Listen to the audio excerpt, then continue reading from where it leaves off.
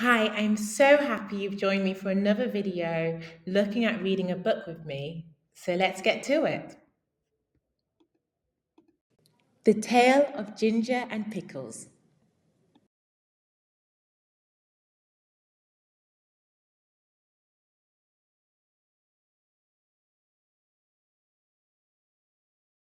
Dedicated with very kind regards to old Mr. John Taylor, who thinks he might pass as a dormouse. 3 years in bed and never a grumble.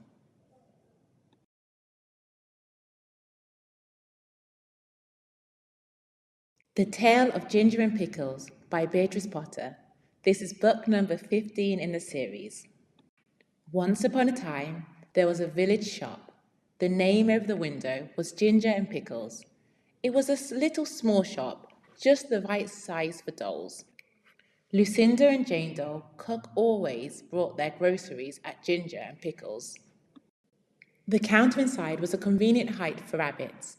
Ginger and Pickles sold red spotty pocket handkerchiefs at a penny 3 farthings. They sold sugar and snuff and galoshes. In fact, although it was a very small shop, it sold nearly everything except a few things that you want in a hurry, like bootlaces, hairpins, and mutton chops.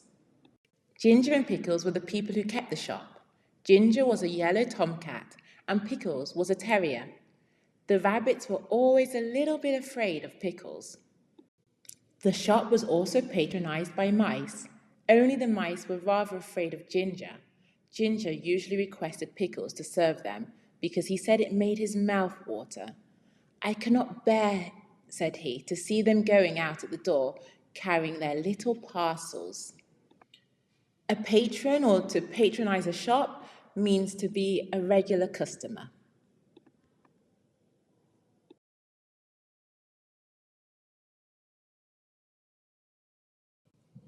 I have the same feeling about rats, replied Pickles, but it would never do to eat our own customers. They would leave us and go to Tabitha Twitchit's. On the contrary, they would go nowhere, replied Ginger gloomily. Tabitha Twitchit kept the only other shop in the village. She did not give credit. So, in this instance, credit means to be able to take a good and then pay later. So that's why we have things like credit cards. On the contrary means, on the other hand, on the other side of things, it's the negative. And to be gloomy is to be sad. Ginger and Pickles gave unlimited credit. Now, the meaning of credit is this. When a customer buys a bar of soap, instead of the customer pulling out a purse and paying for it, she says she will pay another time. And Pickles made a low bow and says, With pleasure, madam, and it is written down in a book. The customers come again and again and buy quantities in spite of being afraid of Ginger and Pickles. But there is no money in what is called the till. The customers came in crowds every day and bought quantities, especially the toffee customers. But there was always no money. They never paid for as much as a pennyworth of peppermint. But the sales were enormous, 10 times as large as Tabitha Twitchit's. As there was always no money, Ginger and Pickles were obliged to eat their own goods. Pickles ate biscuits and Ginger ate a dried haddock. They ate them by the candlelight after the shop was closed. When it came to January the 1st, there was still no money, and Pickles was unable to buy a dog license.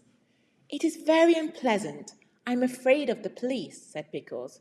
It is your own fault for being a terrier. I do not require a license, and neither does Cap, the collie dog. It is very uncomfortable. I'm afraid I shall be summoned. I've tried in vain to get a license upon credit at the post office, said Pickles. The place is full of policemen. I met one as I was coming home. Let us send in the bill again to Samuel Whiskers.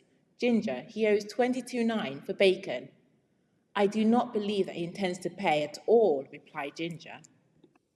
To be summoned is to be ordered to come somewhere straight away, or at a particular point or time. And I feel sure that Anna Maria pockets things. Where are all the cream crackers? You have eaten them yourself, replied Ginger. This phrase, to pocket something, means to steal something, to put it in your pocket when someone's not looking. So it's something very bad. Ginger and Pickles retired into the back parlour. They did accounts. They added up sums and sums and sums. Samuel Whiskers has run up a bill as long as his tail. He has had 1 ounce and 3/4 of snuff since October. What is 7 pounds of butter at a third? And a stick of sealing wax and 4 matches? Send in all the bills again to everybody with comps, replied Ginger. After a time, they heard a noise in the shop, as if something had been pushed in at the door. They came out of the back parlour. There was an envelope lying on the counter and a policeman writing in a notebook. Pickles nearly had a fit. He barked and made little rushes. Bite him, Pickles, bite him, spluttered Ginger behind a sugar barrel. He's only a German doll. To have a fit means to get very angry or to get agitated. The policeman went on writing in his notebook. Twice he put his pencil in his mouth, and once he dipped it in the treacle. Pickles barked till he was hoarse, but still the policeman took no notice. He had bead eyes, and his helmet was sewed on with stitches. Hoarse is rough or harsh. At length, on his last little rush, Pickles found that the shop was empty. The policeman had disappeared, but the envelope remained. Do you think that he's gone to fetch a real live policeman? I'm afraid it is a summons, said Pickles. No, replied Ginger, who had opened the envelope. It is the rates and taxes. £3, 19, 11, 3/4. This is the last straw, said Pickles. Let us close the shop. The last straw is the last thing in a series of bad things that happen that make you put an end to it, or make you make a decision or makes a change happen. The last straw. They put up the shutters and left, but they have not removed from the neighbourhood. In fact, some people wish they had gone further. Ginger is living in a warren. I do not know what occupation he pursues. He looks stout and comfortable. A warren is a group of holes in the ground that are all connected, normally where rabbits live. Stout means a heavily built body or strong and healthy. Pickles is at present a gamekeeper. A gamekeeper is a person whose job it is to take care of wild animals and birds that are kept, especially for hunting. The closing of the shop caused great inconvenience. Tabitha Twitchett immediately raised the price of everything a halfpenny, and she continued to refuse to give credit.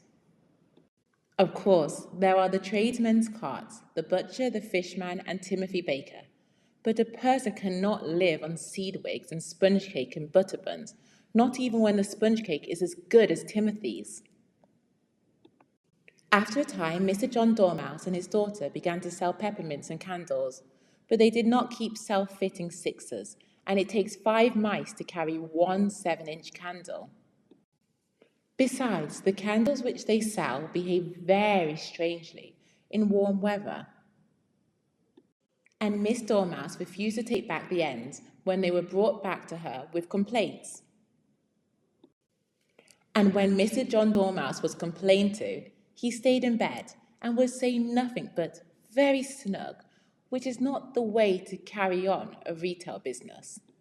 If you're snug, especially if you're snug in bed, you're warm and you're comfortable and under the duvet. So everybody was pleased when Sally Hennypenny sent out a printed poster to say that she was going to reopen the shop. Henny's opening sale, grand cooperative jumble, Penny's penny prices, come buy, come try, come buy. The poster really was most enticing. And this term enticing means enticing, like intriguing, exciting.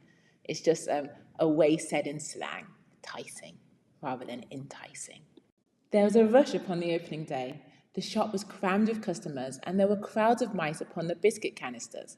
Sally Hennypenny gets rather flustered when she tries to count out change, and she insists on being paid cash, but she is quite harmless. and she has laid in a remarkable assortment of bargains.